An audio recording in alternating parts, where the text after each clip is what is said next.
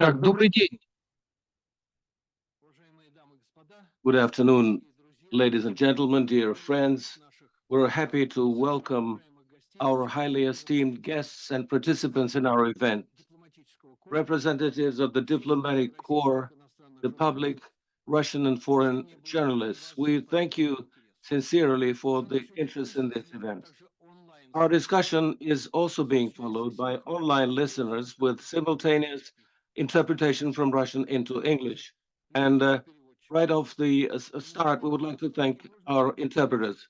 You can set the settings in the hall and on the monitors. Let me explain briefly what this is. This is a roundtable organized by the Russian Permanent Mission to the OSCE. The venue is the Hofburg Palace, where the OSCE is taking place, and all the decision-making bodies also meet. Right from the start, I would like to say that this is not an OSCE event in accordance with the rules and regulations. It is an informal exchange of views in a roundtable format.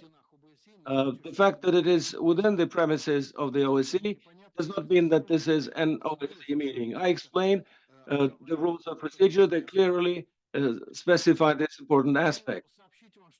I would like to say that 3 days ago, last Friday, in this very hall, a special meeting of the Permanent Council of the OSCE took place, called uh, at the demand of the Western countries. It was devoted to the second anniversary of the beginning of the special military operation. The representatives of Western countries tried to do everything they could to avoid hearing points of view alternative to the anti-Russian propaganda. They were even trying to leave the room when the Russian representative was speaking, my deputy, but they didn't orient themselves in the situation right away, so this sluggish démarche looked rather ridiculous.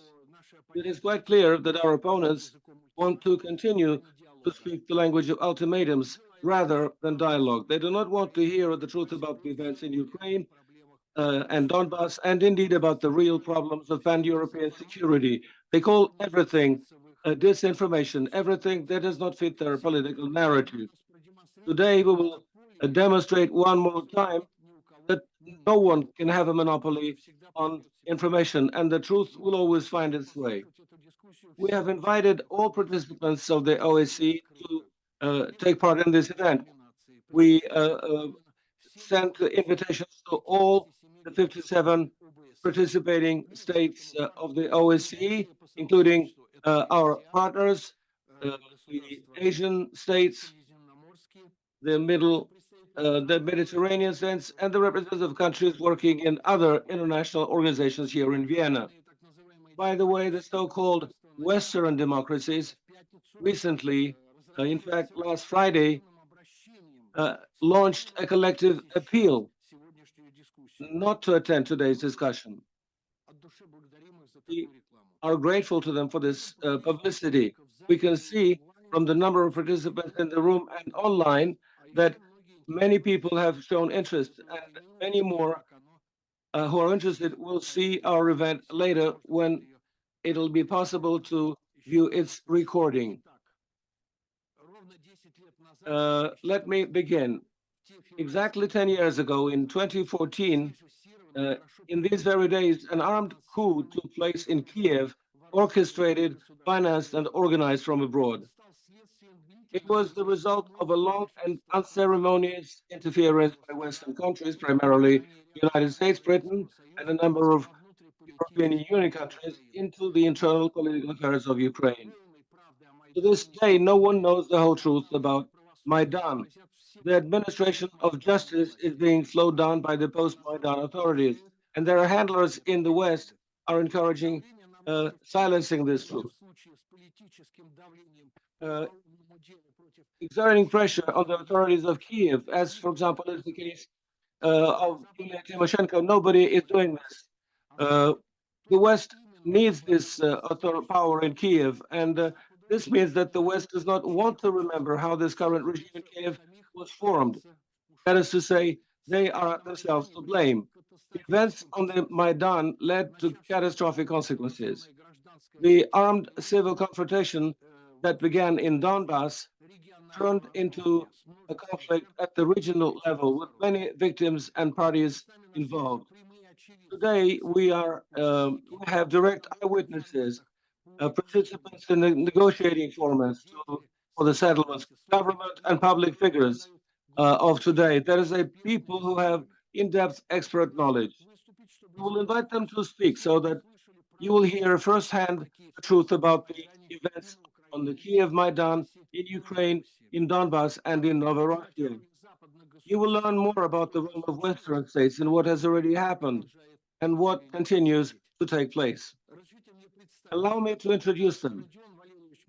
We have Rodion Miroshnik, Ambassador Extraordinary and Plenipotentiary on the Russian from the Russian Foreign Ministry for the crime of the Kiev regime, representative of Lugansk and an active participant in the negotiating process on the political aspects of settlement in the trilateral contact group and its working subgroups.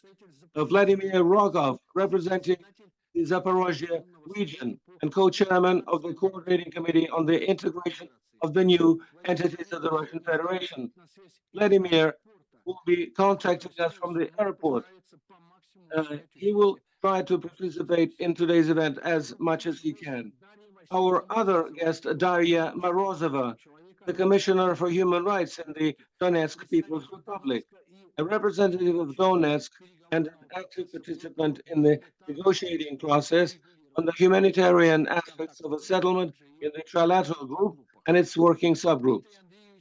Dmitry Vasilets, a Kiev resident, chairman of the Ukrainian political party Derzhava, a well-known journalist in Ukraine and in Russia, a lawyer and a public figure. Once again, we welcome all of you, dear guests. Thank you for finding time in your challenging and busy schedule. One proposal. We would like to request our guests to observe a 15-20 minute time limit so that the participants could have a chance to ask questions and to have an interactive discussion.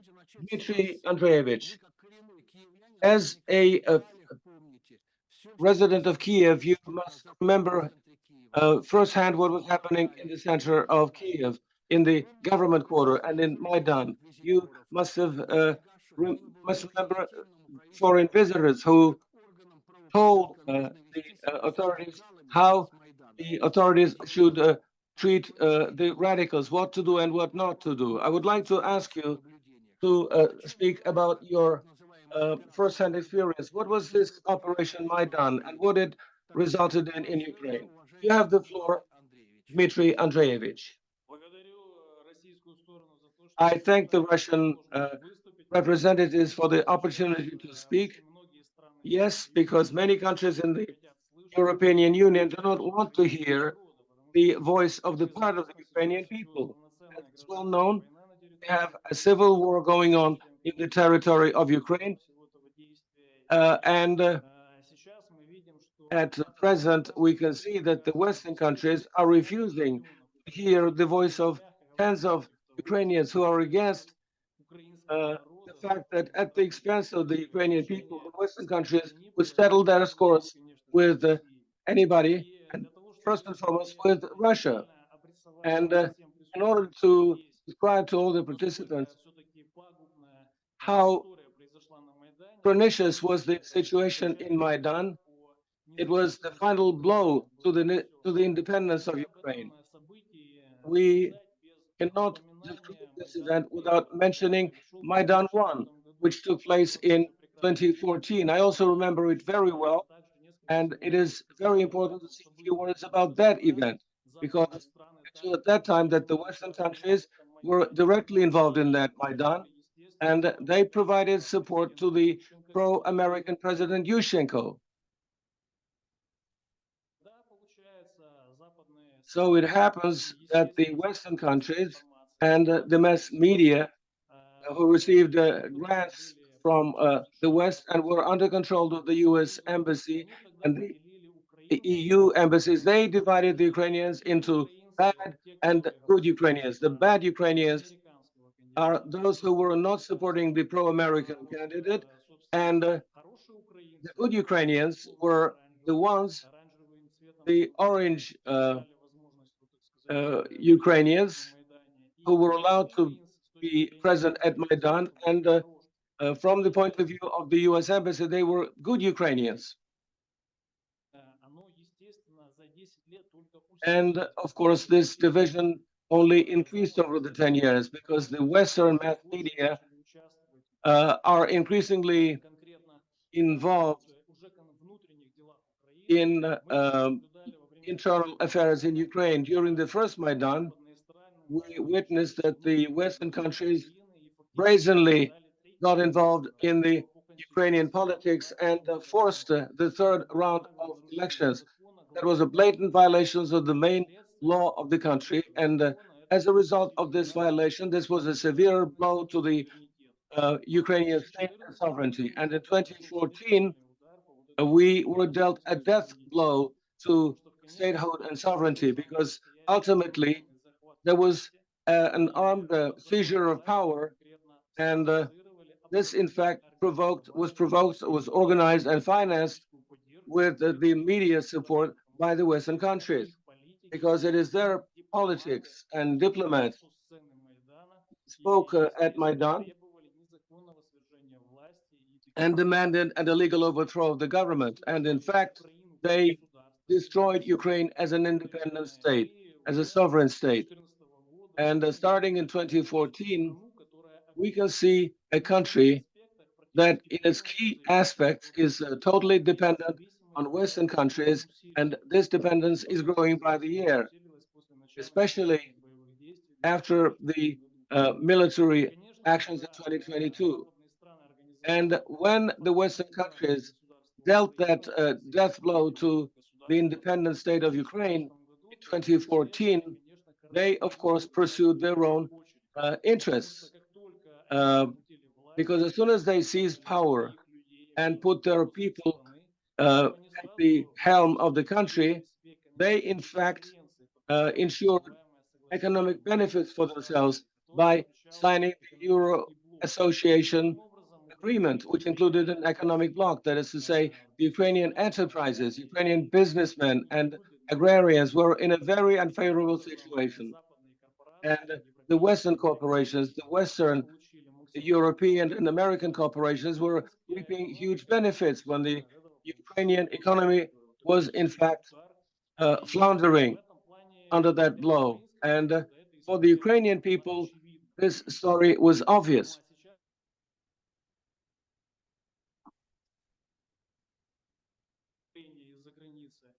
And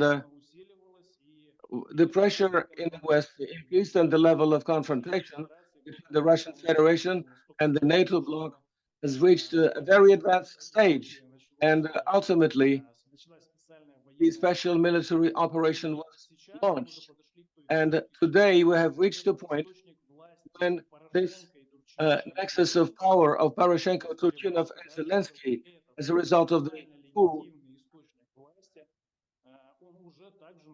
they are also losing their legitimacy, whatever they had, because as is known, Zelensky has canceled the elections, and the procedures are not taking place that would provide any legitimacy. And starting May 21st, Zelensky will lose any legitimacy. And as a result, this legitimacy will also be lost by Supreme Rada and the Council of Ministers, the executive power. And as a result, we can see a situation when we are faced with a brazen seizure of power. And as we can see, the Western countries are not even objecting to this and are not even paying attention to this. We can see that Zelensky is, in fact, a dictator who destroyed democracy, and with the help of Western money, Western ammunition, and equipment, is in fact occupying the territory of Ukraine. We should not forget that the result of the civil war the Ukrainians are fighting on both sides because tens of thousands of Ukrainians are fighting on the Russian side. Over 10 million Ukrainians already live in the Russian Federation, and they see their future together and as part of the Russian Federation. Somebody may like it, somebody may not like it, but this is a fact which cannot be ignored.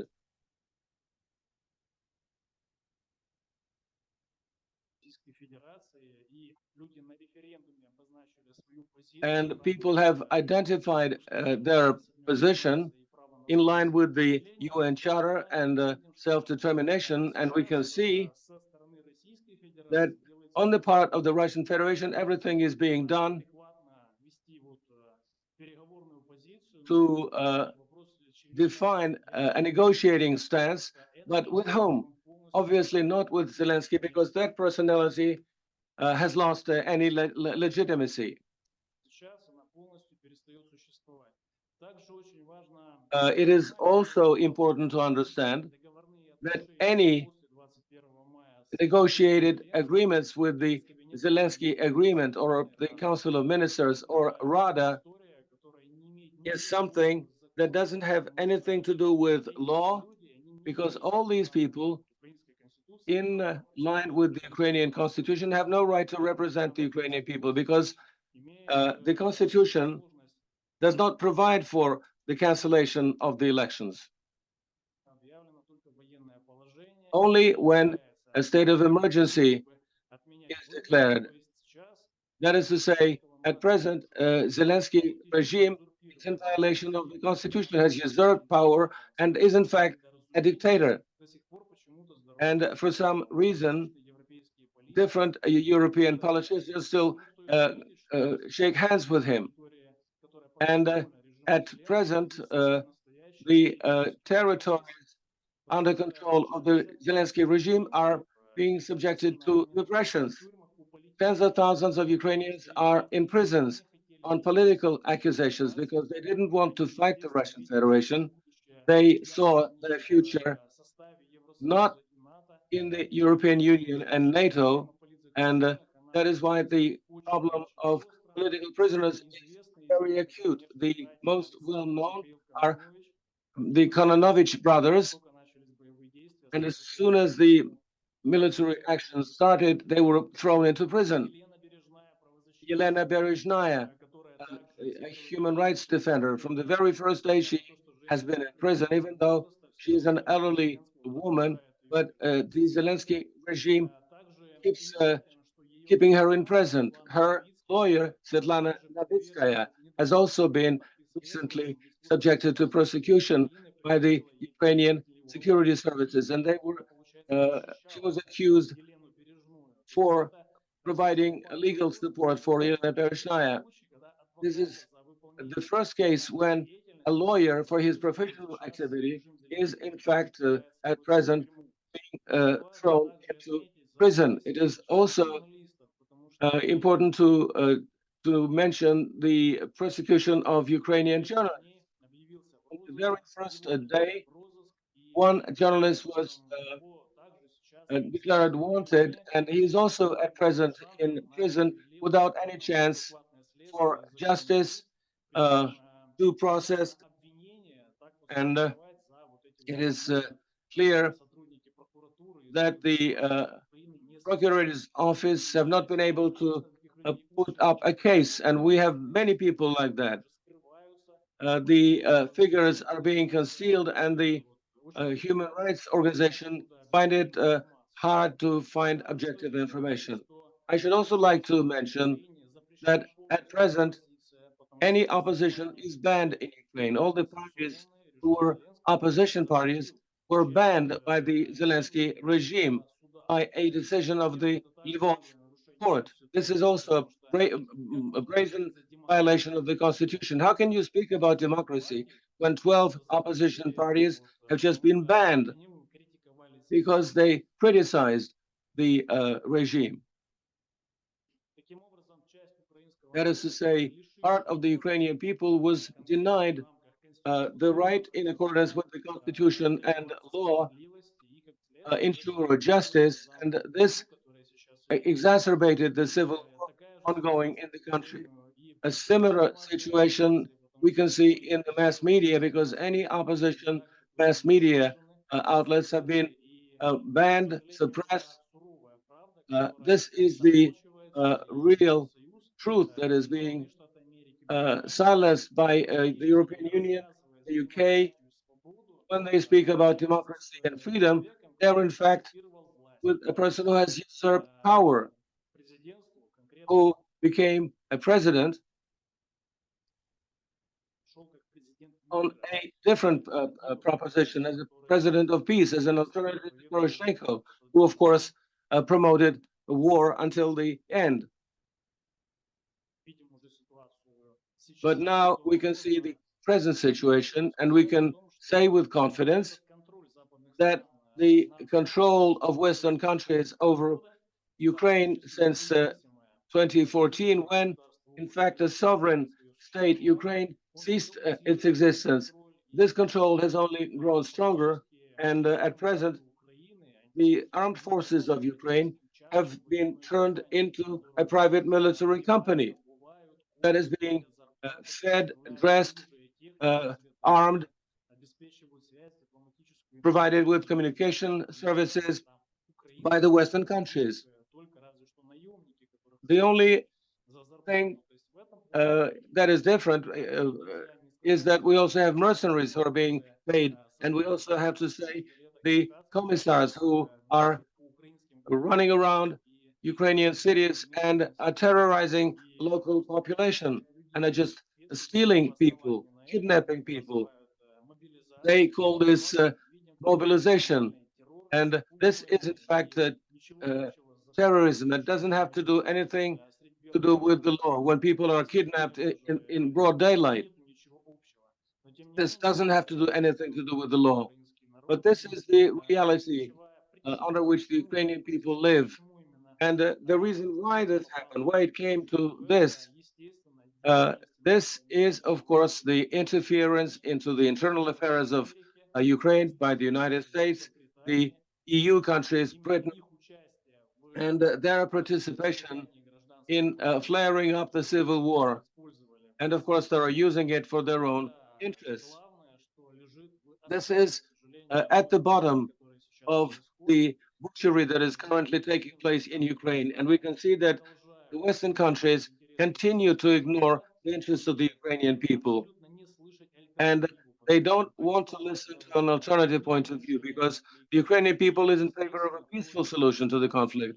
And against the usurper of power and the traitor of the Ukrainian people, Zelensky, who is currently on the throne in Kiev, supported by the Western power. I would like to thank you for this opportunity to speak. This concludes my presentation. Thank you very much, Dmitry. Very interesting ideas and details.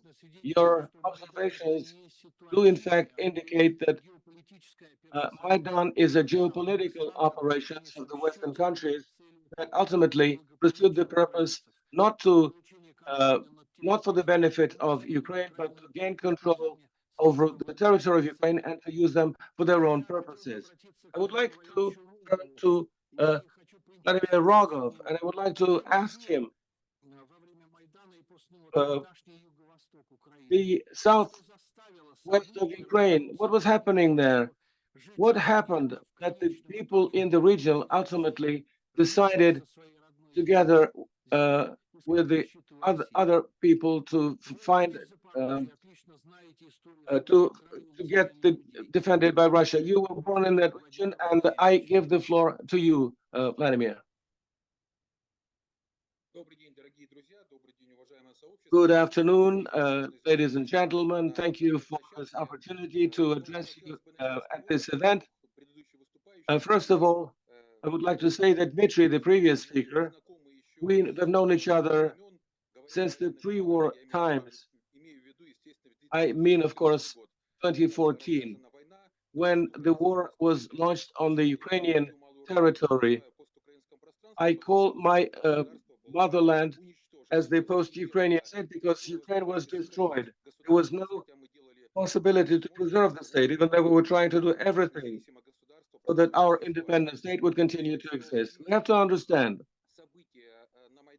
that the events in Maidan in 2014 determined what is happening in the country. And only 8 years later, we started going back to Russia, our home. The main problem was that we were denied all rights, and our appeals to the European Union, to the OSCE and other structures that are controlled by Washington, London, and Brussels, first of all, fell on dead ears, on deaf ears. They didn't produce any results, and the EU officials and the American and British officials uh, made as if everything was okay, and the political repressions, the persecutions, kidnapping, murder, all this was something that was a matter of fact and is in line with the protection of human rights. I can see, for instance, the flag of Austria. Let us imagine for a second if a German was banned in Austria, and they would start developing an Austrian uh, music, language without, and everything that is German, Deutsch, would be different. Sanctions would be applied against Austria, and all the people who have relatives in Germany would be persecuted. What would happen to these people?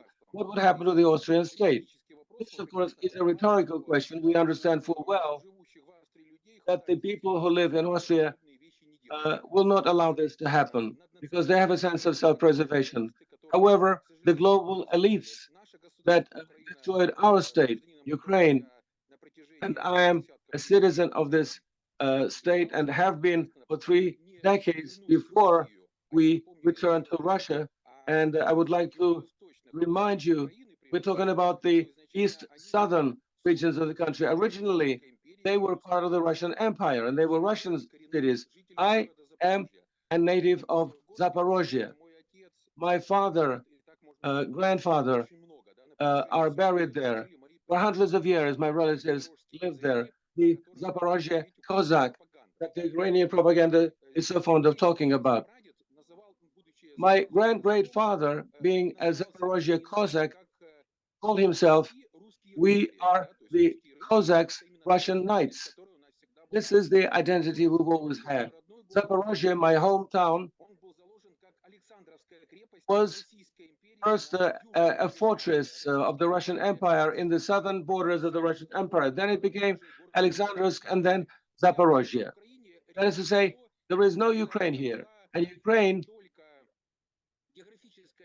was just a geographical region that was used to describe a part of the Russian Empire, just like Siberia. I don't think that anybody would question that Siberia is part of Russia. But imagine for a second if, for instance, in OSCE, NATO, or somebody else, somewhere else, they would start talking about independent Siberia, about Siberians who have been suppressed by the Russians. We are not going to believe this nonsense. But at the same time, the concept of Ukraine was implemented in this manner. I have relatives all around Russia, including the Ryazansk region of the Russian Federation. It was also Ukraine on the Oka River, which is not far from Moscow. We had Okskaya, Ukraine, or Shatura, a small city in the Moscow region. Can you imagine that the Ryazan people or the people who live along the Oka River are a separate people? Of course not. But the West kept promoting the idea of separatism so that we be torn apart from Russia. And we've been part of Russia for centuries. We marked recently 370th anniversary of the unification of the Russian people, which was at the initiative of the Cossack people, headed by Bogdan Khmelnytsky, who clearly stated that we want to serve the Russian Orthodox Tsar. And it was at that time when we had this reunification that we now have with the Crimea, or is happening with the historical regions in Novorossiya, with the Donetsk, Lugansk, Zaporozhye, and Kherson regions, when also arm in hand our uh, parents fought the right to live with our brothers and sisters. Let me ask a question. Does the German people have the right to live in one state? Why eastern and western lands in Germany are in one state? Was there any referendum? And we all know that there is a Unity Day marked in October when the German people broke down the wall and started living in one state. And for example, the citizens of the German Democratic Republic, they had relatives in the West, and there were 30% less of such families than the families of the east of Ukraine that had relatives in Russia. They say, I can say about the population of Odessa and Kharkov, we have very intense family connections. But in the Eastern Germany, the family connections with the West Germany were much less, much weaker than in our case. In the case of Eastern Ukraine, with our neighbors in Russia, in the southern Russia. But why Germany united without any referendums, without any papers? So probably, according to logic of Mr. Scholz, we should think that the Eastern Germany was occupied by the West. Why not? But why do we have this narrative that Germans have the right to live together, while the population of Ukraine, Russia, and let's say Belarus should live independently?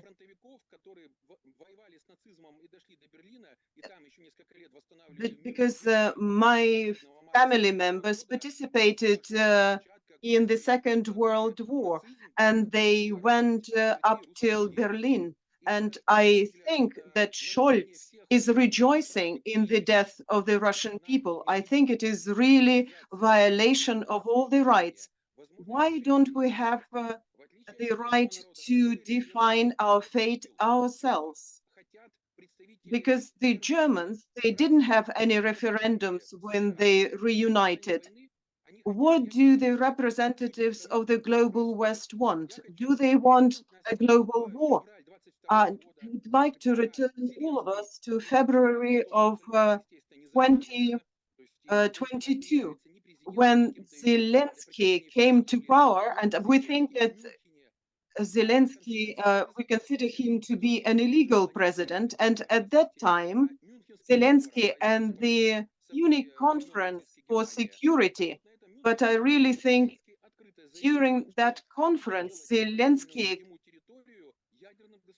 declared that he is going to make Ukraine a nuclear state.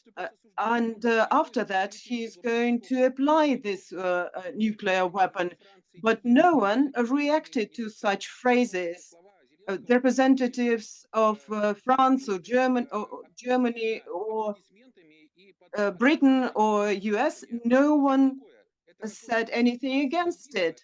Everyone only applauded to that. What is that? It is an attempt to ignite a war.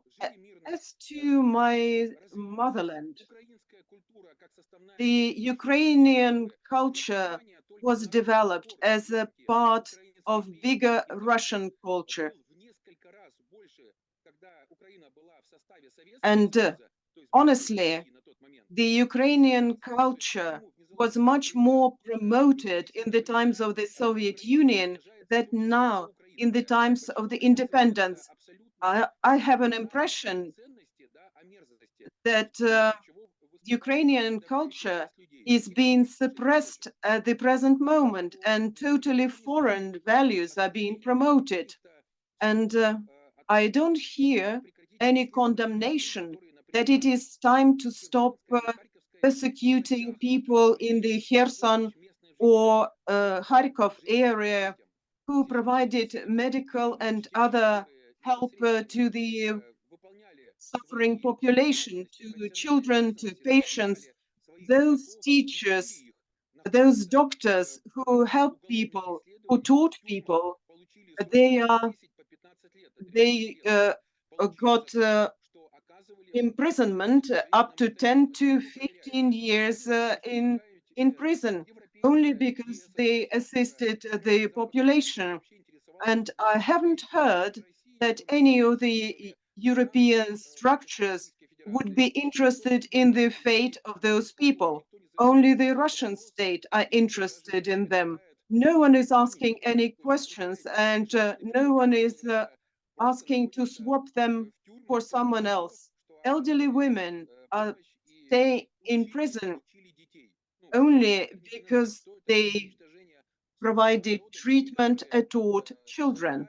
How could be described only as genocide of your own people?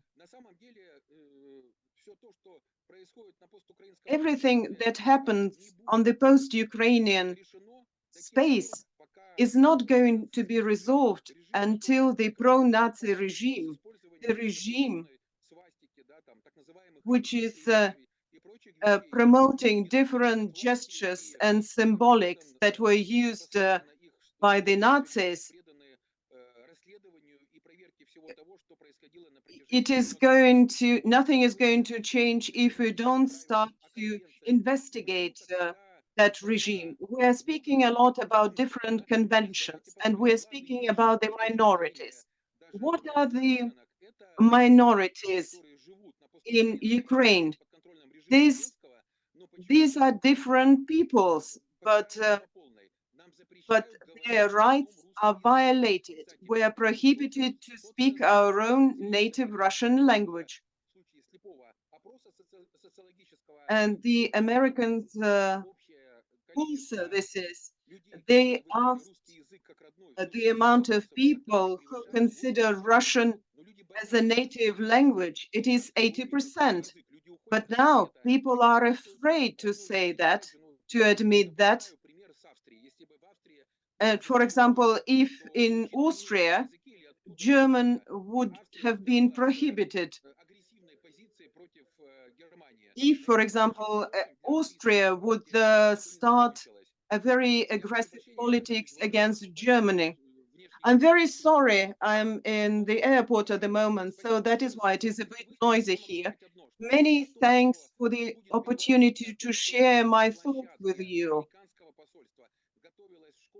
I would just like to say that the American embassy organized a school for the young leaders, and they used the tactics, including different banners and so on. That schools, and methods that were used during the Arabian Spring, the same stuff, the same kind of leaflets and pamphlets, they were used in Ukraine as well, the same stuff as was used in Egypt. This school united about 2,000 different young politicians, and at the moment they are occupying quite a lot of important positions in the Ukrainian government. And those governments who persuaded us that in 2014 the Maidan conflict is coming to an end and that we're going to have new elections. But as a result of this coup d'etat, those people were propelled into power who didn't have more than 2 to 3% of the support of the population. They don't reflect the opinion of the population.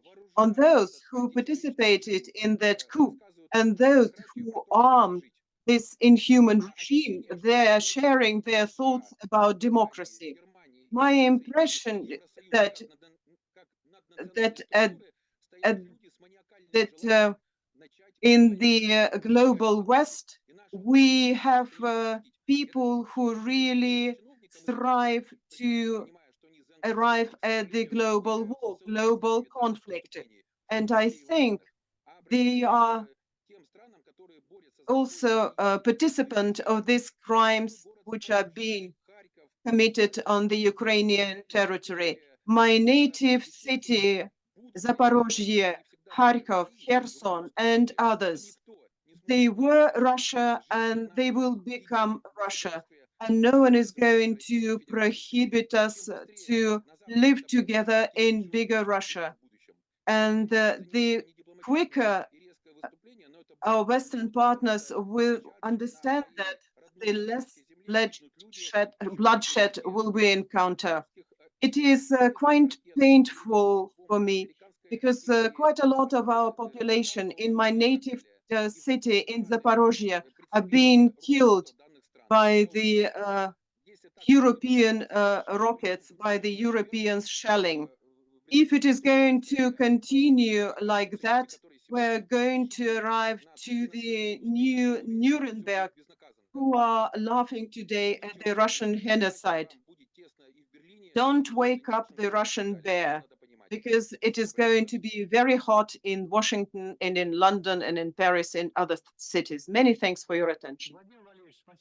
Many thanks, Vadim, for your very emotional and very astute remarks, because quite a lot of people in the West attempt not to notice those factors and tendencies which led to this situation. The most dramatic situation is unraveling in Donbass. Many attempts were undertaken to specify this situation. There were the Minsk agreements on the 17th of February 2015. There was a nomadic format, Normandy format. Then there was this special monitoring group. Three of these participants of the Normandy format were not really looking for the realization of the Minsk agreements. Mr. Hollande, Mrs. Merkel, and others said last year that they signed that agreement only to give time to Kiev to strengthen itself. Mr. Miroshkin, who participated in the tripartite group, and he participated very actively in that work. And my question is, what do you think? Why? What was the problems with the regulation of that issue? The word is yours.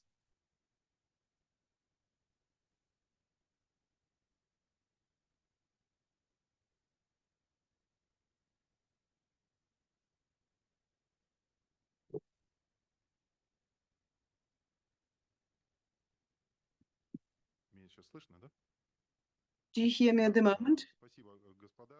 Many thanks. I would like to speak more about the Minsk agreements, which were not mentioned here in this hall for the last couple of years. I would like to speak about the planned destruction of those mechanisms. I would like to remind you that both of the agreements, Minsk I and Minsk II, were signed against the backdrop of the defeats on the Ukrainian side on the battlefield in Debaltsevo and Ilovaisk. That was an excellent backdrop to calm down the crowd, which was overexcited by the Maidan, and to sit at the table and to develop in details the mechanisms of peaceful coexistence.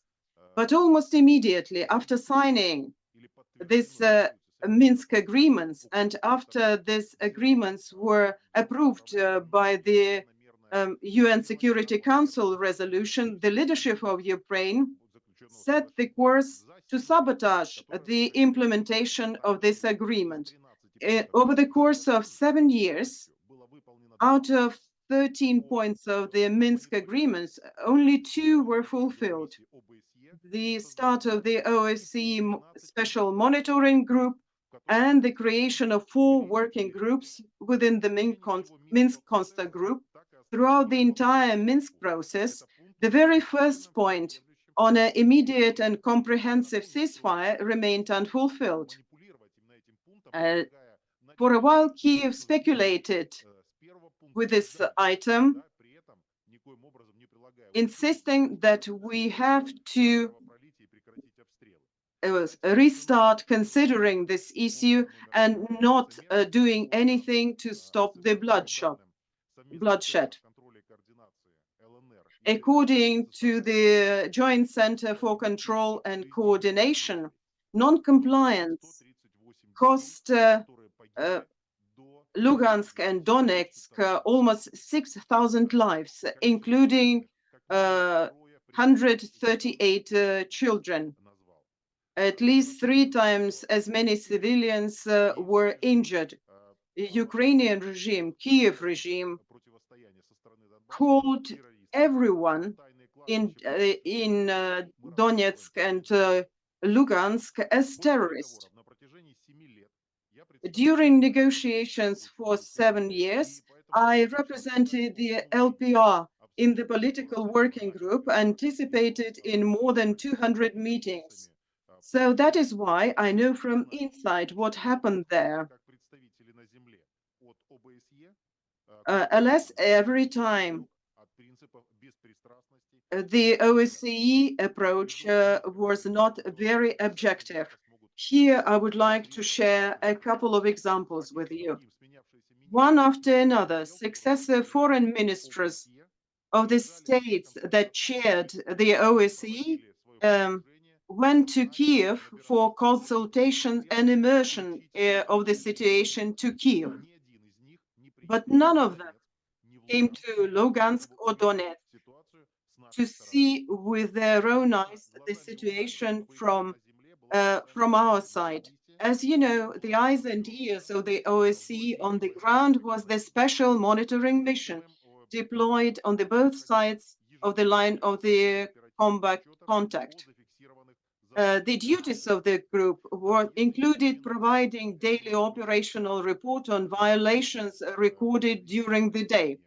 Even if we don't mention that this group had selective blindness as to violations of the Kiev side, it is very indicative that the representatives of the Donetsk and Lugansk at this center, they were always called in this report as members of the armed formations with the Joint Control and Coordination Group armbands. Of course, no one had any doubts regarding the legitimacy of the so-called freedom fighters at Maidan. In October 2021 at Zolotoye, despite the security guarantees previously provided by Kiev, Ukrainian military personnel demonstratively abducted one of our observers, Andrei Kozaks, who was accompanying a group of people carrying out agreed repair work. The OSCE, and only a few days later, limited itself to routine expression of concern, but they didn't do anything to return that person back home. He spent 133 days in the Ukrainian captivity and was only released in March 2022. And he was liberated when Russian armed forces liberated Starobelsk, where he was held prisoner. The Joint Center for Control and Coordination quickly ceased to be truly joint in the literal sense of the word, as Ukraine blocked representatives of Donetsk and Lugansk from entering its territory to participate in its work. By December 2017, Kiev literally squeezed out the representatives of the Russian Federation from this Joint Center for Control and Coordination. And so the Ukrainian side openly broke down this monitoring mechanism, and which could be also a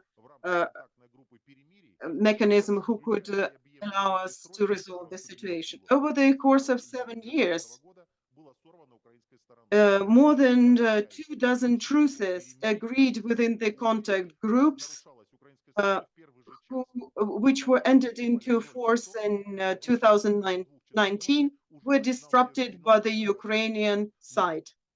And as a rule, most ceasefire regimes broke down at the very first hour of their entry into force. But every time the OSCE SMM lacked uh,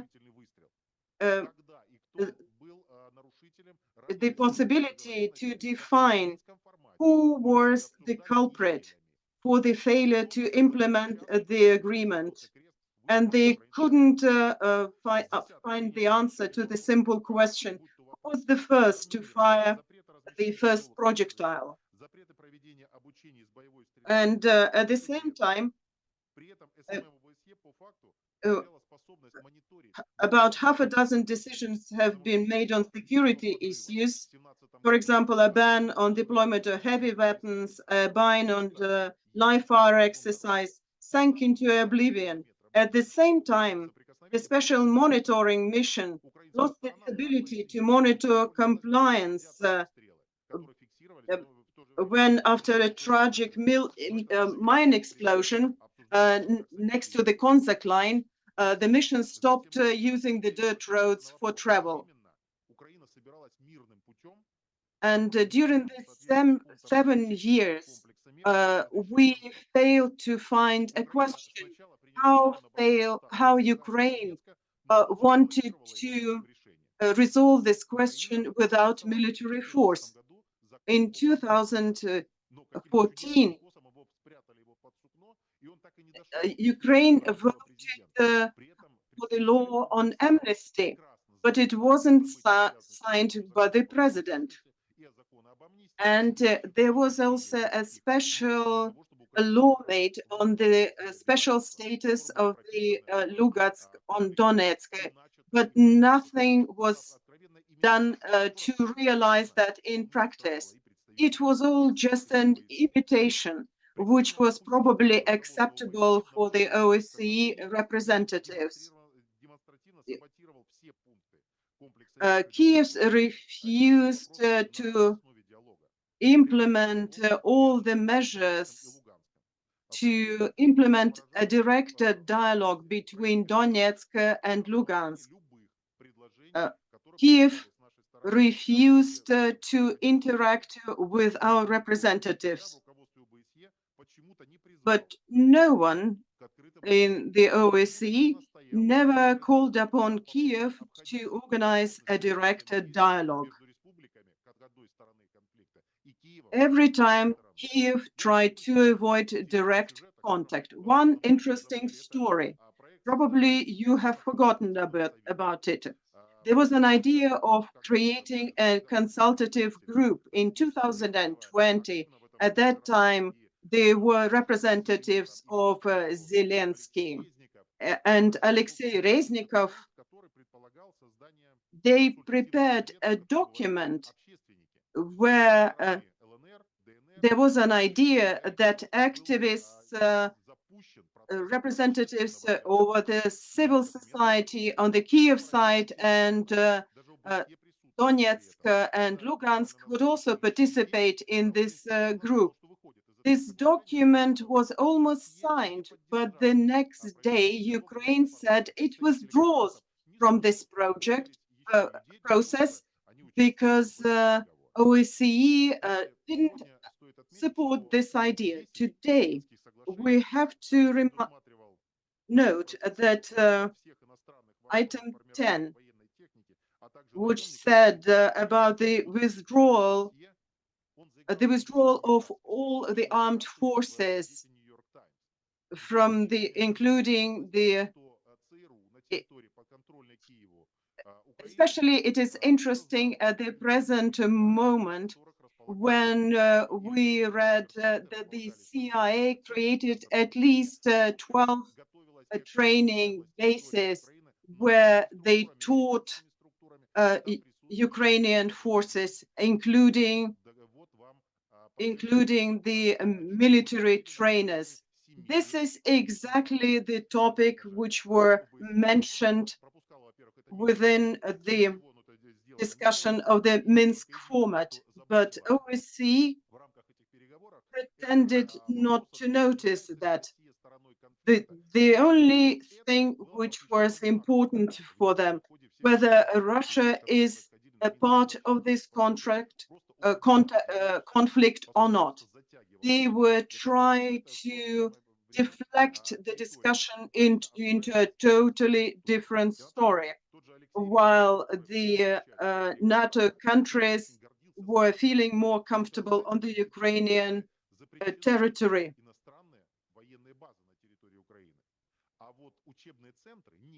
It is interesting that the Ukrainian representatives are saying that the creation of Ukraine foreign military bases are prohibited according to our constitution on the territory of Ukraine, but it is allowed to create training centers. And maybe this is one of the reasons of the starting of the special military operation. According to Mr. Reznikov, as of February of 2022, Kiev had already received 2,000 tons of Western weapons and ammunition, including Stinger manpads, anti-tank missile system, Javelin, and so on. Other means which were only dreamt out of before. And the SMM were not really registered the amount of ammunition that Ukrainian side got at that moment.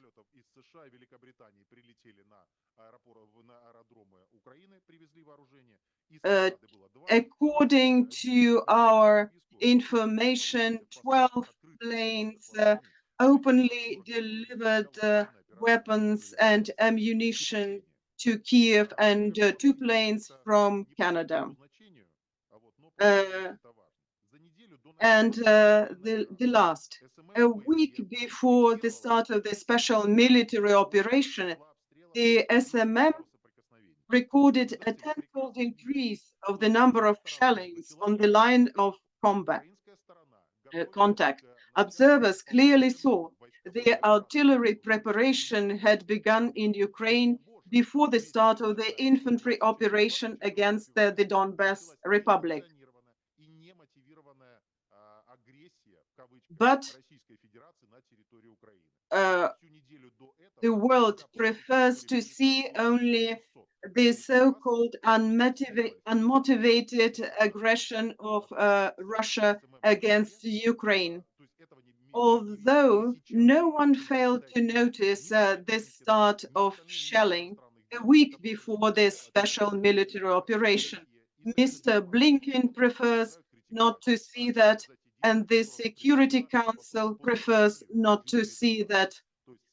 They prefer not to notice the actions of Russia, which help to save the population of Donbass. And now I can say that if Russia hadn't started its action, we would have the pendant, the same situation as we observe now in the Gaza Strip.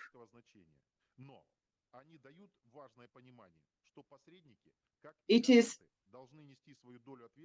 we think that those who worked as guarantors, as observers, they should also carry their part of responsibility in the destruction of different platforms for the peaceful resolution of this conflict, to go away from the bloodshed and to stop the massive problems which we have now in eastern Ukraine. But we need two to tango.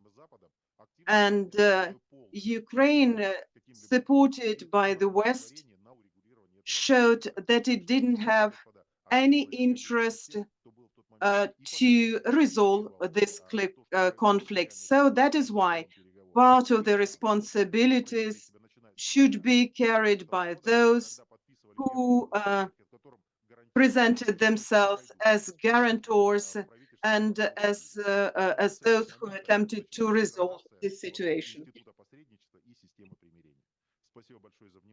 Thank you very much for your attention. This concludes my presentation. Thank you, Radion Valerievich. Very interesting observations, facts. We people working in OSCE, this is something that's very close to us.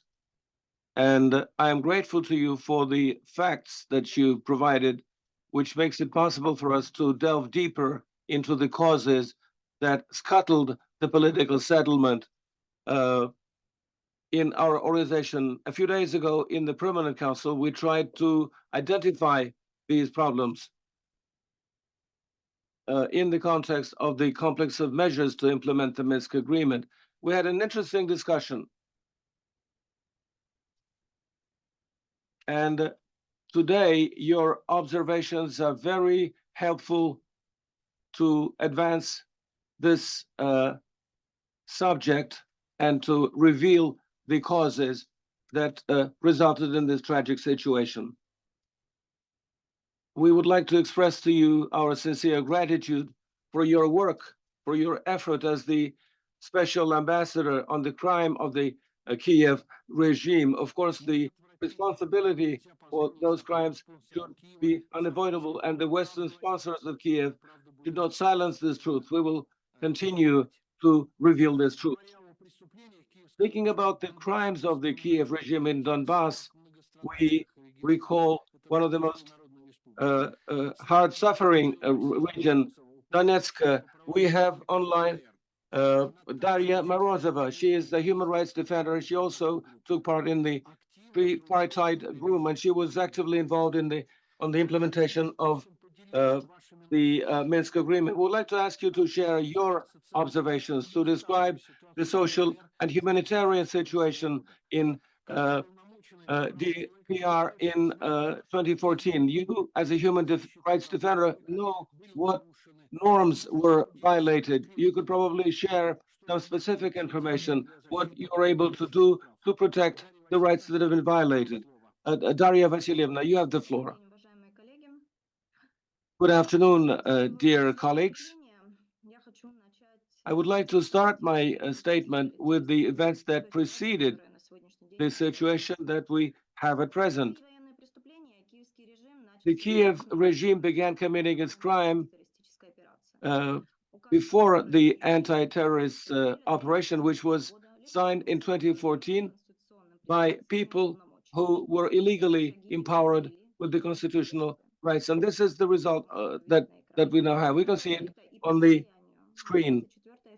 As of April 2014, as a result of the armed aggression on the part of Ukraine in Donetsk, the fire of the Ukrainian people killed 4,374 people, including, regrettably, 91 children. Almost 8,000 civilians were injured of various severity, including 323 children. No less than 27 were disabled. Before the special operation began, over 23,000 private residential buildings were destroyed. Some settlements were virtually wiped off the face of the earth. In addition, about 850 educational facilities, 350 healthcare facilities, and 800 housing and utilities facilities. In addition to open hostilities, Kiev began to brutally suppress the rights of and freedoms of civil population by introducing social economic restrictions. The region was subjected to economic blockade. All social benefits, including pensions, as well as bank services to the account of the population, were stopped. Food blockade, the logistics for the delivery of products were blocked. This also included medicine, information blockade, Real information about events in Donbass was massively replaced by nationalist propaganda. Ukraine stopped the work of all government bodies, departments, and organizations in the region. As a result, people had no chance to receive elementary public services, social assistance, and access to such documents as passports, birth and death certificates. In other words, the possibility of carrying out any action confirming their civil status. All of the above led to a global and unprecedented violations of human rights in what was then the southeast of the country. Worst of all, the victims of Kiev's genocide against the population of Donbass have increasingly started to become children. As of today, 233 children were killed in DNR. 833 have been injured of various degree of severity. But the Kiev regime did not stop at killing only. The Ukrainian authorities have tried to take away the very right to childhood from those who survived the shelling. Using prohibited means and methods in violation of the rules of warfare, the armed forces of Ukraine are targeting education and health facilities.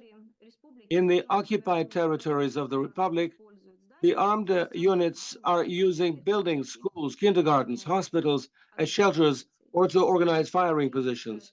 Ukraine thus deprives the civil objects of the right to protection and turns them into targets.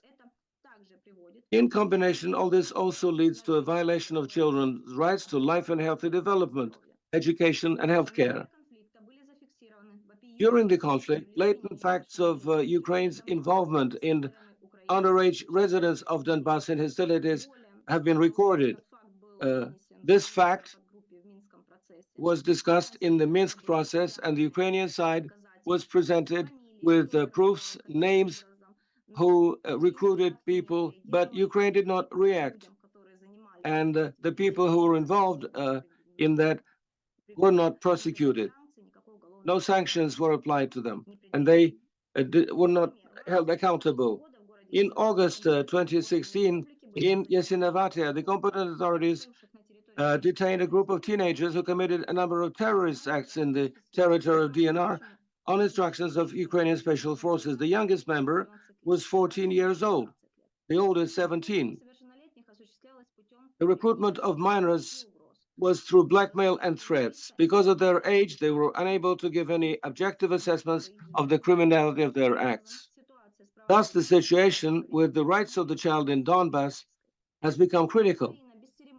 Ukraine has unceremoniously and with impunity violated and continues to violate provisions of the following international human rights Universal Declaration of Human Rights adopted by the UN General Assembly on 10 December 48, Convention on the Prohibition of Use, Stockpiling, Production, and Transfer of Anti-Personnel Convention, the Ottawa Convention, Geneva Convention relative to the treatment of prisoners of 12 August 49, Geneva Convention on Prohibition of Restrictions on the Use of Certain Weapons, 1949, Geneva Convention on Prohibition or Restrictions on the Use of Certain Weapons, which may be deemed excessively injurious or to have indiscriminate effects, as of 10 October 1980, UN Declaration on the Elimination of All Forms of Racial Discrimination, Declaration on the Rights of the Child, European Convention on the Exercise of the Right of the Child, 1996, Convention on the Rights of the Child, World Declaration on the Survival, Protection, and Development of Children. Over 1,000 letters, each containing the facts of many violations, were sent to the international organizations to ensure that we stop the death of civilians.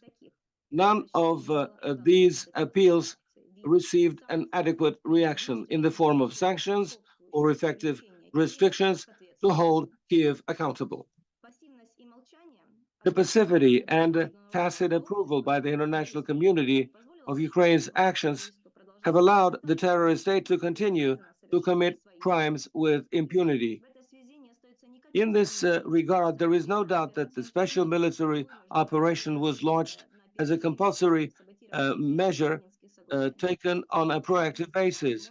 This was the only opportunity to stop the genocide of the inhabitants of Donbass. Further decisions to recognize the independence of Donbass from the beginning of the conflict and the admission of new regions into the Russian Federation were hard, but they once again showed the world that Russians do not abandon their own. Uh, Donetsk, despite the difficult military situation, is recovering and transforming. Active work is underway to integrate the Donetsk Republic into the Russian legal sphere. Citizens living in the territory have the same scope of rights as the citizens of the Russian Federation living in other regions. The state authorities of the Russian Federation regularly adopt legal acts aimed at providing citizens in the territory of the Republic state guarantees in the social protection, healthcare, and labor relations. At the same time, there are a number of problems and challenges related to the practical implementation of the provisions of the Russian Federation in the territory of the Donetsk Republic. However, all these problems are being solved, improving the social and legal situation in the Republic. I would like to conclude my statement by thanking the President of the Russian Federation, Vladimir Putin, for his courageous position and political determination in the most difficult time for the state. Victory will be ours as we are marching toward peace guided by truth, spiritual values, love to our neighbor and homeland, pursuit of justice, and the recognition of the rule of law and human rights. Thank you very much.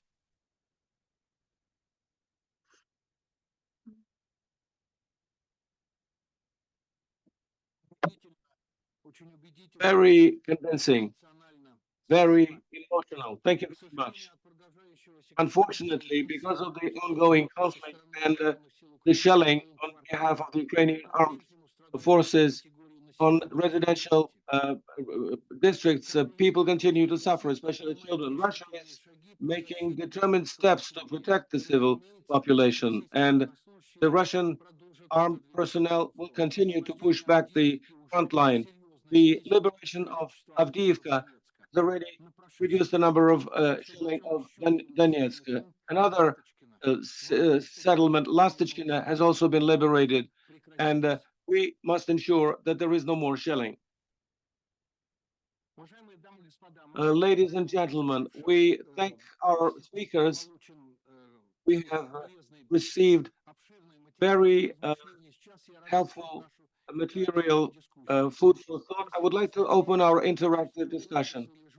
Uh, if you have any questions, people from the diplomatic corps or journalists, please indicate to the organizers in either of the two ways, by raising your hand if you're in the hall or by sending a message in the chat to the administrator for online broadcast. I would like you to present yourself and to present your question briefly so that everybody has the time to participate in our roundtable. Thank you for your understanding. And I'd like to open our interactive dialogue. Your questions, please.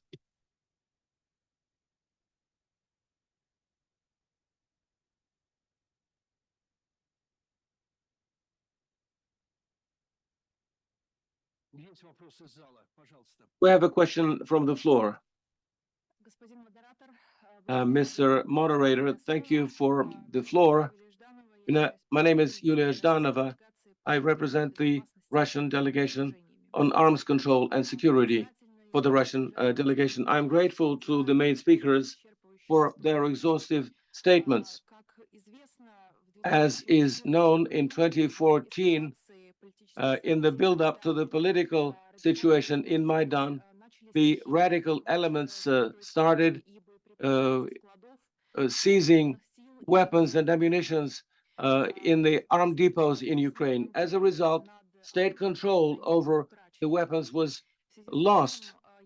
In this context, I wanted to ask Dmitry Vasilets, what measures were taken by the Ukrainian authorities at the time to address the problem of illegal uh, illegal appearance of arms and whether they were successful in addressing that challenge. Thank you for your question.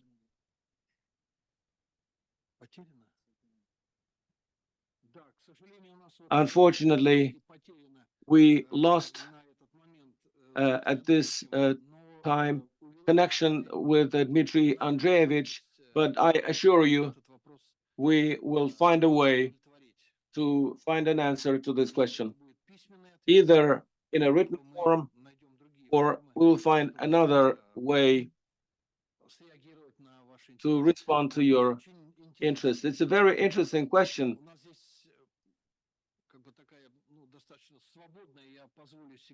We work in an open format, and as an expert, let me also share a few thoughts with you.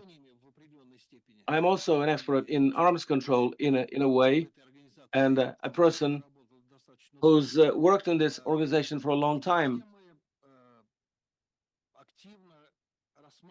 These questions were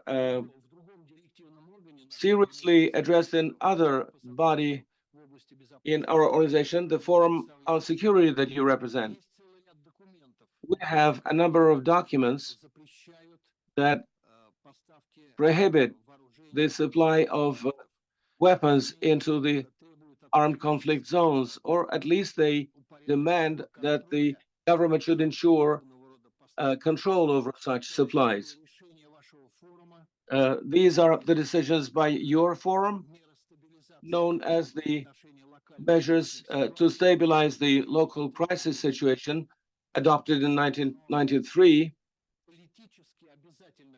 It is politically mandatory, and we recalled this subject matter on a number of occasions when we were addressing a number of aspects of the armed conflict in Ukraine.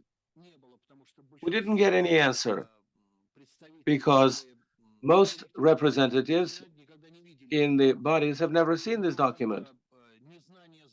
However, when one doesn't know the law, one is not uh, released from responsibility. And even though these decisions are political, they're mandatory for implementation. There are a number of stabilization measures that would allow, in a number of conflicts in the former Soviet state, to regulate such supplies, and consequently to review this, to address this in your body.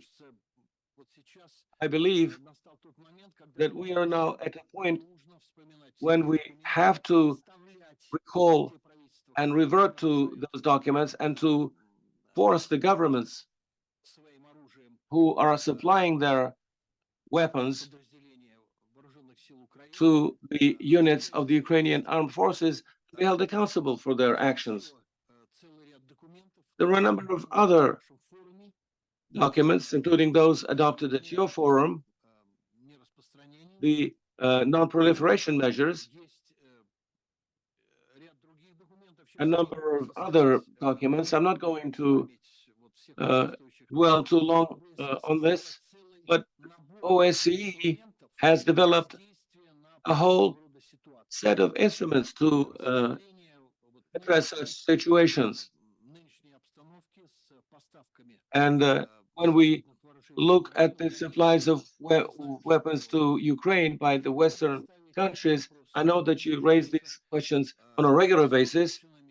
However, in light of the facts and data that we have received, how the situation evolved, and what it ultimately resulted in, we can focus our attention on these matters more sharply, also in terms of the implementation of Ukraine's responsibility. Of course, this is not a full answer to your question, but I took it upon myself to speak about this issue at some length in my capacity of an expert in our organization and the Cooperation Forum and the Permanent Council.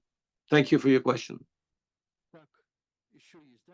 We have another question.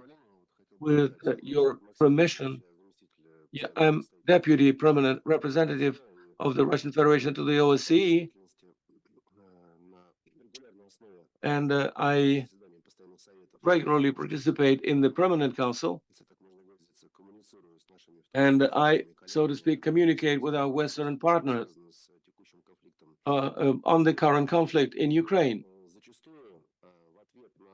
quite often in response to the Russian statements, in which, among other things, we emphasize the criminal nature of Ukraine's actions in targeting civilian infrastructure and civilians. Our colleagues replied that this is not possible because Ukraine cannot target its own towns. Consequently, the towns in Donetsk and Lugansk, Zaporozhye and Kherson, and also probably in the territory of the Russian Federation, Belgorod, Kursk, and others, to follow the logic of our Western partners, are being shelled by the Russian Federation armed forces. In this context, I would like to ask you to perhaps comment this comment that we often hear from the other side, and perhaps Daria and our ambassador could address this question. I'm sure you will have something to say on this. Thank you. Thank you, Maxim. Who would like to comment on this question and maybe provide an answer to this very acute question? We often see how these discussions turn into an avalanche of accusations, and we would like to hear our experts what they think about this. With your permission, I will take up 1 minute of your time. In my office, we register the facts in the region, and the Center for Coordination in Donetsk is making a major contribution. There is one in Lugansk, a monitoring center in a number of regions that are close to the line of contact. In accordance with the data that we receive, I'll just give you the information for a period since the beginning of the year. As of 1 January 2024, over 550 civilians were targeted in 11 districts of the Russian Federation. Over 140 people died, including children who suffered. These are the figures only about the human losses among the civilians in these regions. On average, every week we register from 1,500 to 2,500 attacks on civilian facilities. There are hospitals, kindergartens, schools, social centers. This week, the central Donetsk hospital was shelled. Two women in the lab were injured. In one day, I believe it was on the February 20, over 30 missiles were launched, a number of HIMARS, and 10 people were injured, including the employees of the Central Library in Donetsk. That is to say, the most civilian facilities were targeted, and this is happening on a daily basis. So how can Ukraine be developing this myth against the background of the shelling taking place every day? This is a mystery to me. Ukraine is being very active along all the contact line, using drones to attack civilian population. In the last month, we had attacks on 5 ambulances. A medic was killed, and 6 people in the emergency team were seriously injured. Ukraine is monitoring electricians, plumbers, repair workers who are restoring communication, who arrive in situ to restore some normalcy in certain regions that were either without water or electricity. And of course, it is still cold in Donbass, to restore the livable conditions. So they're being targeted, and the drones are used to attack them. Sometimes with respect to the facilities that do not have any military significance.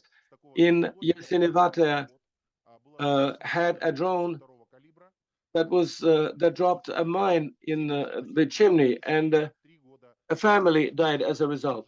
Husband and wife, elderly people who lived in their own little house.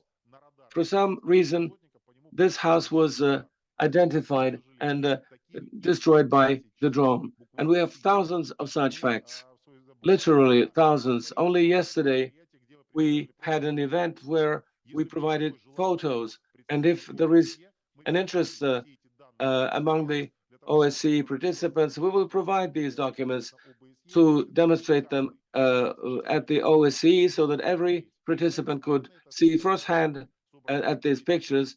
We gathered these pictures together with the TASS news agency, and this would be actual proof what Ukraine is doing. And if there is a will on the part of the OSCE, we are ready to provide these facts together with additional information. Thank you. Thank you, Rodion. Of course, this would be very useful in our work, and I don't think we will wait for any invitation from the OSCE. I can assure you that we will ask you to share this collection with us, and we will find a way to demonstrate it in the context of the events of our organization, including uh, this will be very helpful for the Austrian public to see what really is happening and the tragic events that are currently unfolding in Ukraine and in the region in general.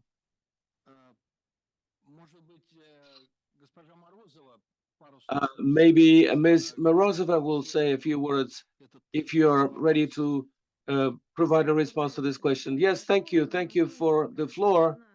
The Ukrainian side is making these statements. This is the first year they're making them. We have been hearing them since 2014, from the very beginning, when, despite its own constitution, Ukraine used arms and its own army against its own people in violation of the constitution. And then they would claim that we would shell ourselves. But the most interesting point is that at one point, these claims, at least in our space, they disappeared. It was very cynical to hear Mr. Zelensky. You may remember that when Donetsk market was shelled, when over 25 people were killed, and the old a lady who went to do some business there, and they were killed. And 10 years later, to say that Donetsk shelled itself, this is actually, I would say that this is very cynical and very inhuman to make such statements. I still hope that all the foreign partners who hear Mr. Zelensky and the nonsense about self-shelling, not only in Donetsk, but other regions as well, unfortunately, understand that the number of weapons that have been supplied to Ukraine, and it has been accumulated when we were in the context of the Minsk agreements. We were well aware that they were not being kept in museums, that ultimately those weapons will be used against the Donbas territory. And that's why we see all this happening now. And I believe that people who have an adequate reaction will know that neither Donetsk nor other districts are not going to shell themselves. This is not in their interest. They don't want this. We want to live in peace. I speak on behalf of my compatriots. We want our children to go to school and will have the elementary right to play in children's playground. And this senseless war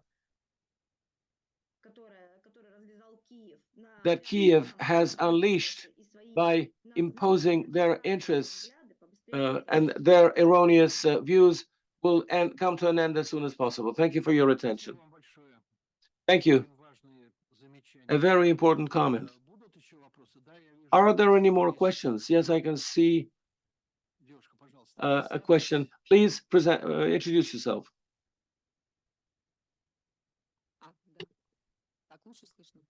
Do you hear me now? Many thanks. I am Yaroslava Sidorenko. I am a member of the Council of the Russians in Austria.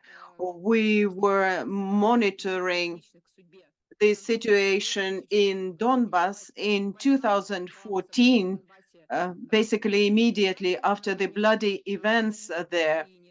We organized a public organization for peace in Ukraine, and we have created a small working group for the real help for Donbass. Before the beginning of the special military operations, we organized special concerts and exhibitions of the children's paintings in Vienna, where we showed that the children and the population of Donbass would like to live in peace.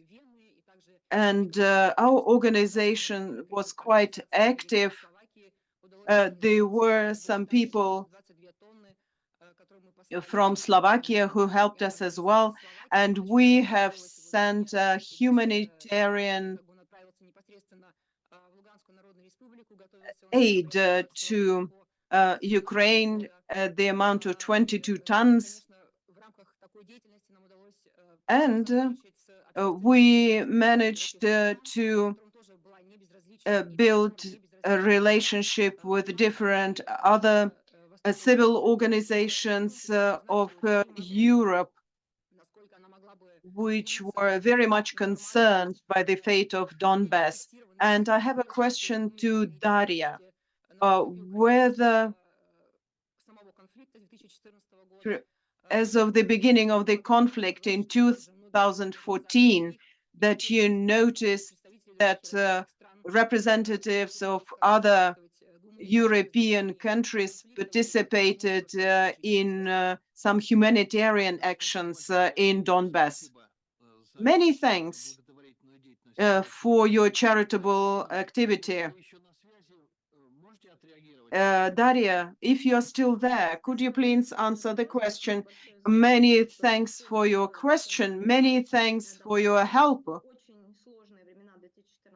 In 2014, the situation was very difficult, starting from 14, when the anti-terroristic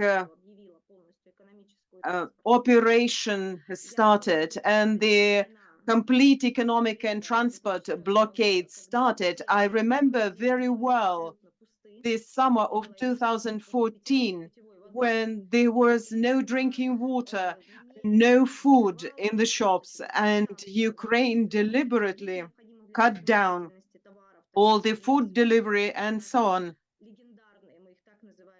And at that time, we got these legendary white trucks from Russia because they were delivering, for example, baby food and some other food products. Donbass has always been very grateful for any assistance, especially at those very hungry years in 2014,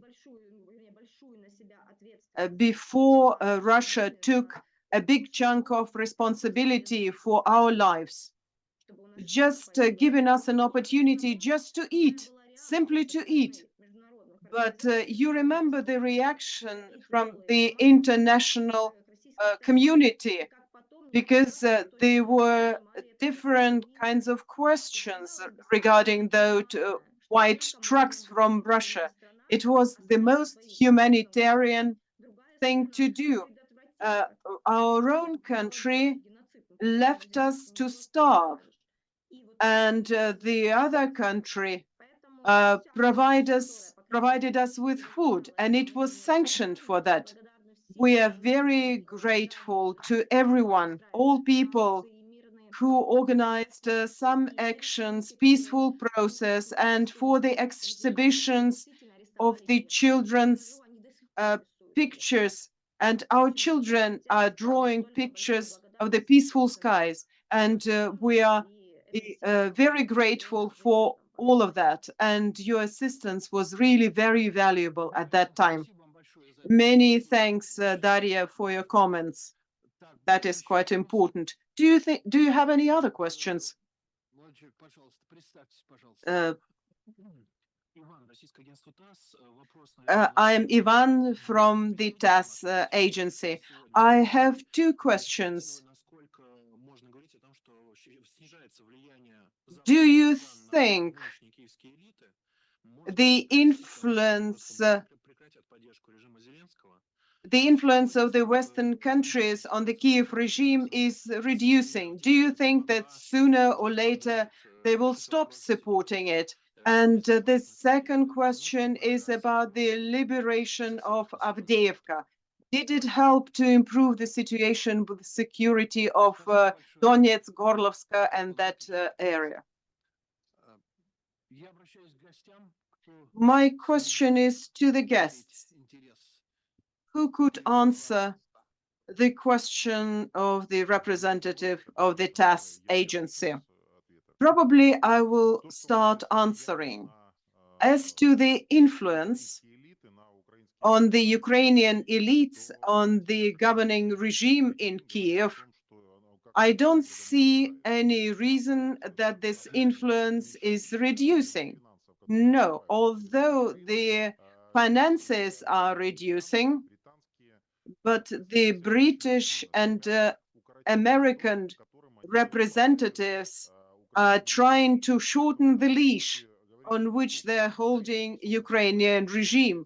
So that is why, speaking about the independence of the Ukrainian decisions, this is obviously not true. We see that at least half of the Ukrainian budget, which is necessary for the bare existence of the state, these are just foreign borrowings. So that is why Ukraine now is in a very poor situation.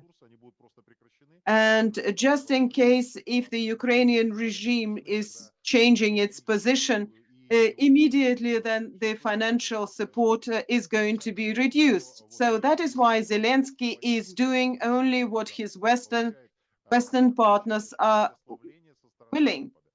And Ukrainian regime is not making any serious decisions without prior agreement from its Western partners. So that is why there is no ground of saying that Ukraine is gaining some independence.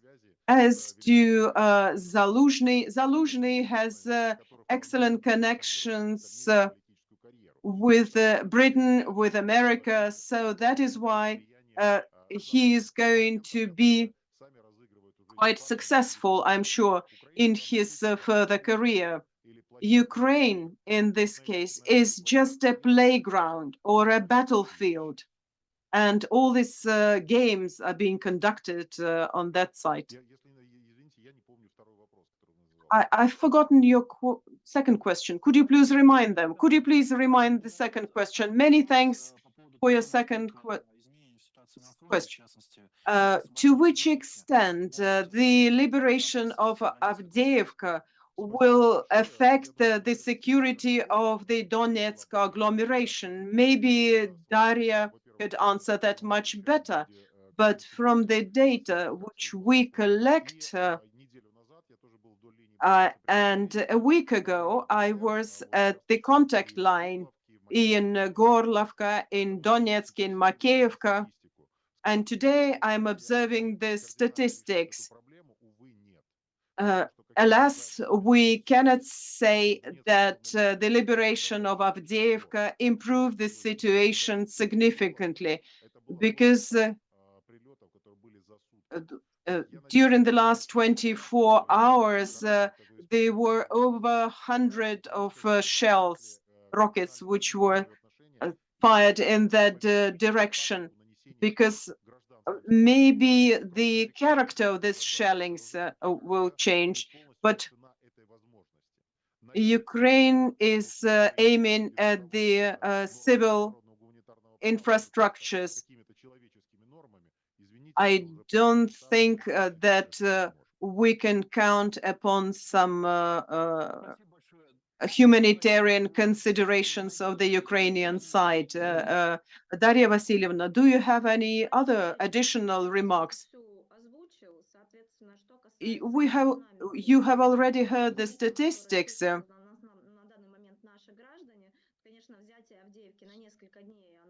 Obviously, the liberation of Avdiivka for a couple of days reduced the amount of shelling, but at the present moment, this indiscriminate shelling of Donetsk and the towns next to Donetsk became even worse.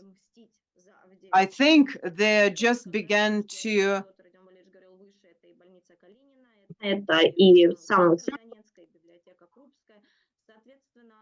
they're just starting their campaign of revenge, and they are shelling hospitals and so on. The present dynamics could be just changed at the front line. There are no other ways. Many thanks. Do you have any other questions? Please do introduce yourself. Thank you for the possibility to ask a question. I'm Елена Martisevich. I'm a representative of the Russian religious community in Vienna, and from 2014, I was organizing humanitarian aid to Lugansk, and with the help of the local religious community, we send humanitarian aid at the amount of tens of thousands of euros. That was the most difficult times when Lugansk suffered a lot from the indiscriminate shelling of Ukraine from the Ukrainian side. And that horrible humanitarian situation, which was caused by the leadership of Ukraine, is well known to me. But my question is to Rodion and to you, Alexander Kazimirovich.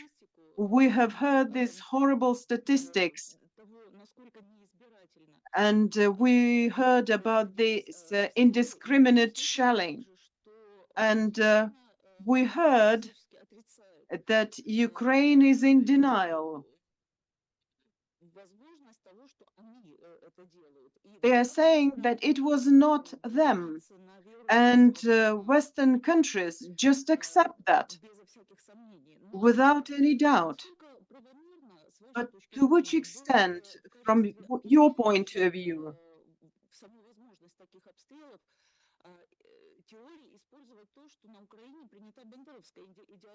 but the I think that in Ukraine, you have this Bandera ideology where they're blind to people who live in the East, who don't speak Ukrainian.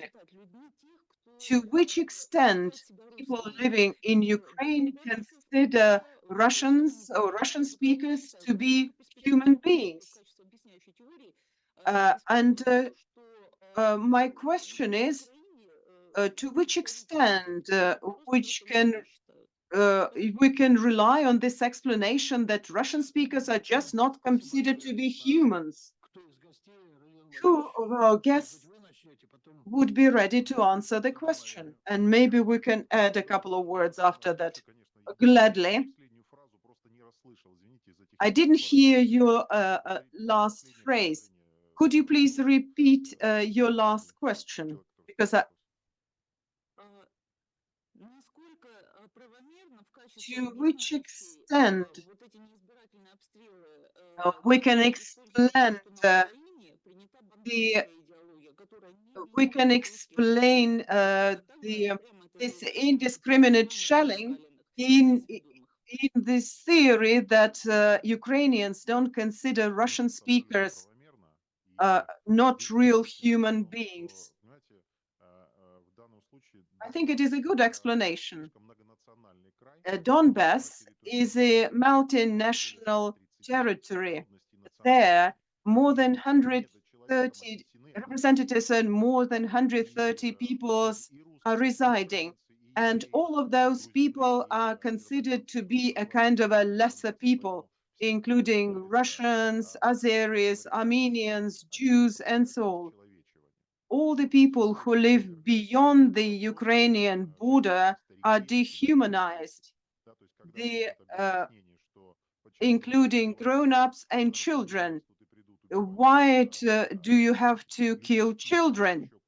Because they will grow up and start killing people in Kiev. This is a theory. And when are you saying about the indiscriminate shelling?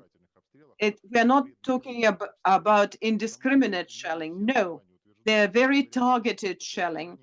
And I have grounds to believe that quite a lot of this shelling, for example, that object in Lysychansk, where 29 people were killed, from the technical point of view, it is quite difficult to hit that particular aim. And because this building is surrounded by three high rises, and I think that this goal was quite deliberate, and it was the deliberate goal was this civil gathering, civil population. So there was not any military objects nearby. The same situation was with the market Tekstilshek or with the Christmas tree in Belgorod. We cannot say that it was an indiscriminate shelling. No, it was a targeted shelling.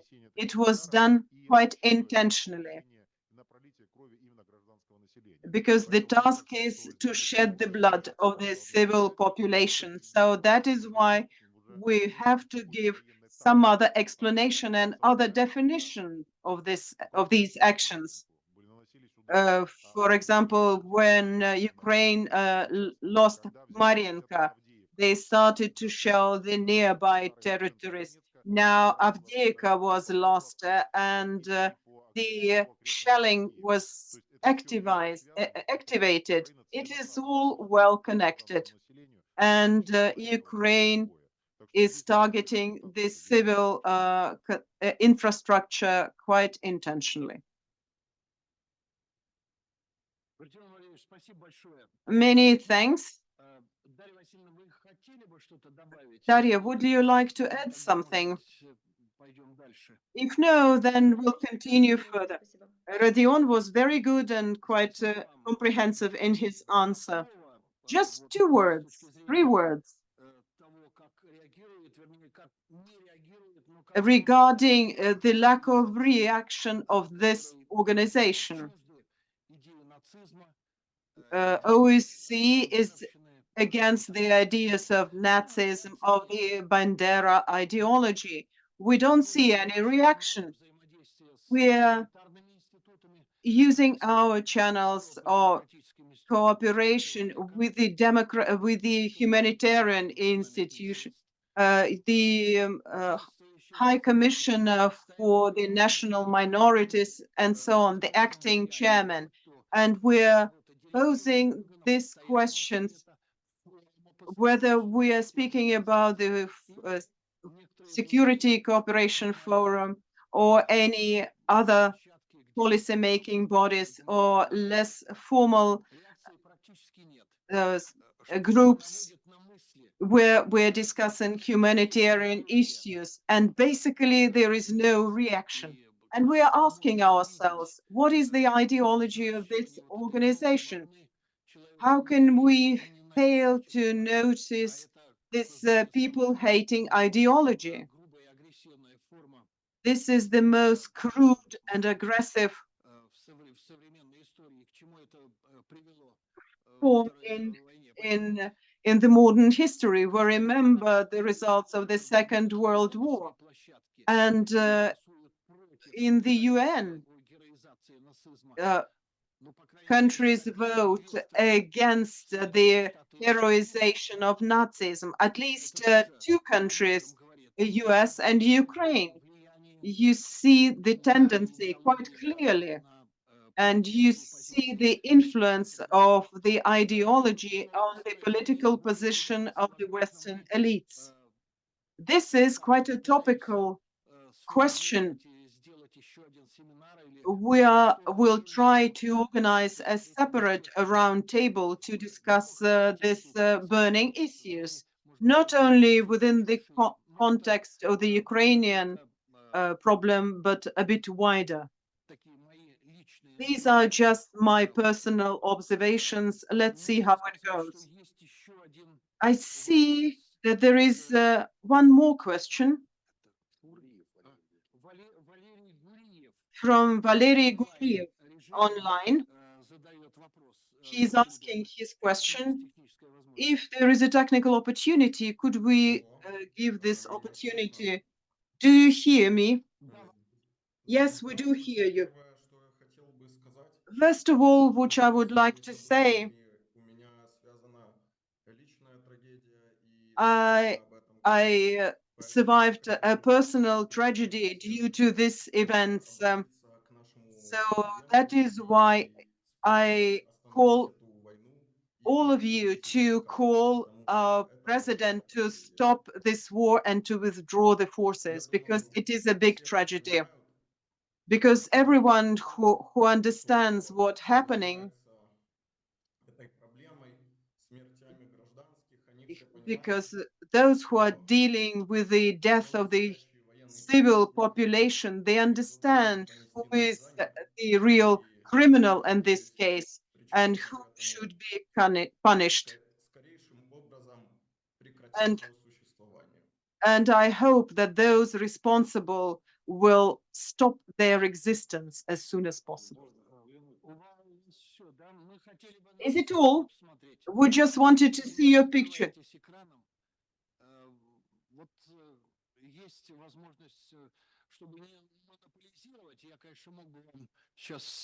I could have answered you very emotionally, but my deputy would like to take the floor. As far as we're quite democratic, I'm giving a floor to him. I would like to comment the words of Valery in a philosophic means, and I would like to to say about the views of those who do not support the position of the Russian Federation. During this long period of time, the Russian side, armed with facts, with documents, proves its position by real facts from the past and from the present.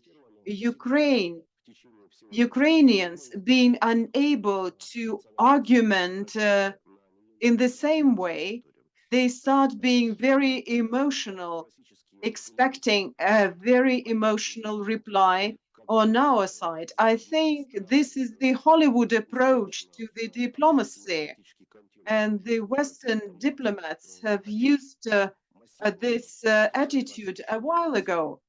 They started it in Syria, and now the same continues now in Ukraine. Pay attention here. We heard the call to the Russian side to stop the special military operation, because we all know who is the guilty, who is the criminal. But just now we heard the representatives from Donbas, from Lugansk, from Zaporozhye area, and they represent people who are dying there under the shellings. So that is why those who don't share our approach try to use some kind of logical argumentation. If you have it, because I doubt it, but it seems that you don't have any. And you're one of the proof of that. Many thanks. Do you have any other questions? Because we have not more than 5 to 7 minutes. Could you please introduce yourself?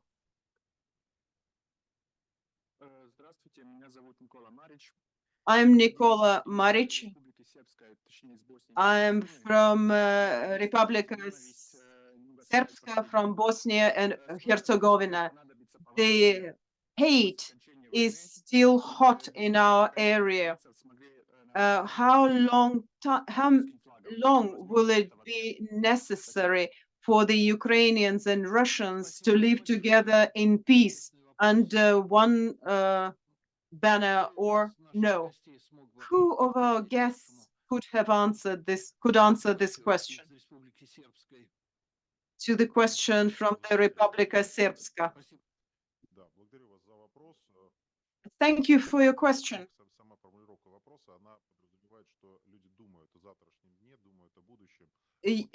Your question presumes that people are thinking about the future and hoping that the brotherly people will find ways of mutual understanding. But for that, we need to cut out the external influence and external financing and the provision of weapons and sending the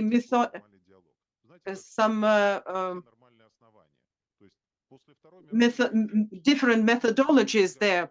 For example, after the Second World War, we learned how to talk to Germany and coexist with them. The same happened with Japan. And so that is why all these arguments that it will never happen again, no, I think it is wrong.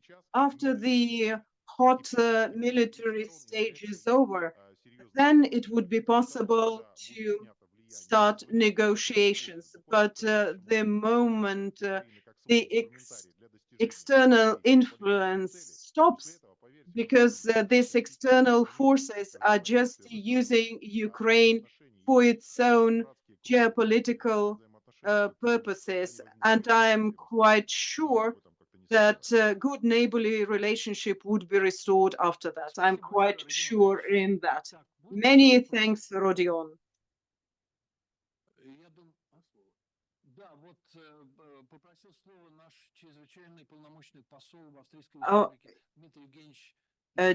Dmitry Evgenievich Lubinsky, our ambassador in Austria, wants to take the floor. Yeah. I won't take too much of your time. Thank you for the floor. I would like to express my sincere gratitude to our speakers and for their participation in this comprehensive event.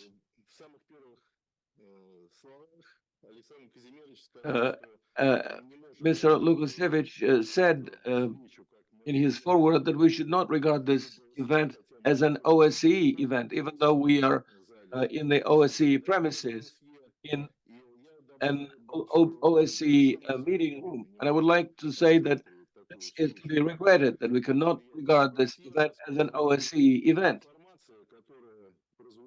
because the information that has been presented today is very important and is critical not only to assess the situation back in 2014, but also what is happening now, these days, and more importantly, when we start thinking about the future. I would like to sincerely thank for this opportunity to invite our friends, our colleagues from the coordination committee of the Russian compatriots, the Russian Orthodox community. I would like to say that these are honest, caring people who take to heart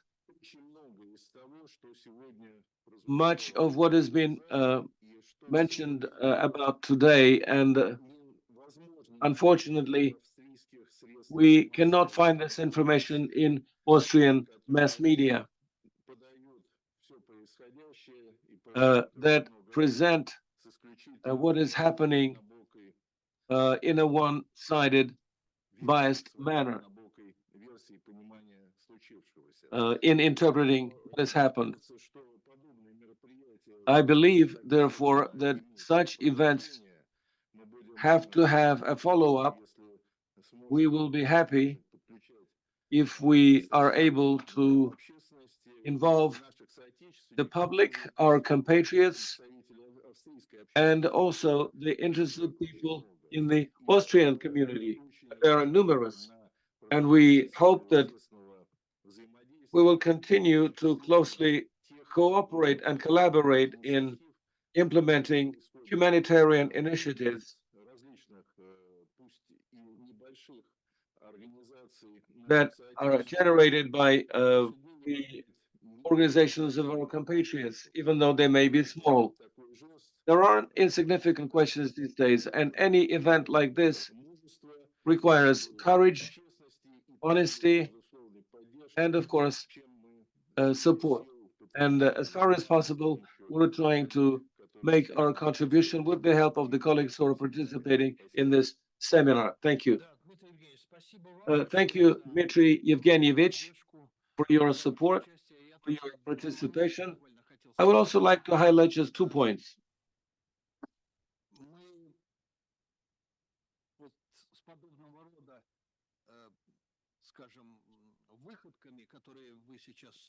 We have just seen a gesture. We have just seen a gesture online. We have invited everybody, Austrian journalists, people from the diplomatic community. Of course, many people preferred the online participation. This is also the thing of the modern day. This is something we'll have to accept. But here at the OSCE, we can see that as far as facts are concerned, and the material that is based on documents and first-hand participation in numerous events, on the other side, we get arrogance, aggressiveness. We saw it when I mentioned the permanent council that took place here last week, and that was called in violation of the rules of procedure of the OSCE. This is the attitude when a Russian diplomat is trying to express his point of view that is different from the point of view of the West. This is met with aggression, but instead of a dialogue and a comparison of the positions, we can see people leave the hall or running away from the dialogue. This is totally against the current concept of diplomacy. This is the strong part of the Russian diplomacy, and we're going to show our strong part not through aggressiveness, but through our own experience, by getting experts involved who, based on their experience, have lived through many events and who can share their experience and address different questions, but in a dialogue, but not in a non-respectful manner. This is my opinion. Unfortunately, This is against the manner in which this organization has worked for decades. It doesn't look like an organization on security and cooperation in Europe. Some people disagree with me, but I've been working with this organization for a long time. And I have seen the transformation of the unique model of coexistence of different states and their unions here in the 21st century. This is regrettable.